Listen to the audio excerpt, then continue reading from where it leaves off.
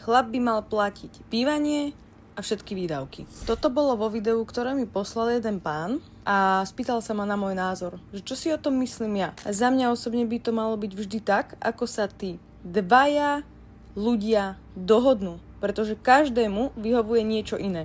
Poznám chlapov, ktorí vyslovene ako keby nechcú, aby žena chodila do práce a chcú, aby proste bola doma, aby sa venovala tým deťom, aby sa venovala proste domácnosti, sadila si v záhrade a tak ďalej. A takisto poznám aj ženy, ktoré by toto proste za žiadnych okolností nevydržali, ktorým hneď ako skončí tá materská, tak pomaly si idú nohy dolámať, len aby sa vrátili do tej práce. A preto, prosím vás, nikdy nikoho neodsudzujte za to, ako si to nastavil.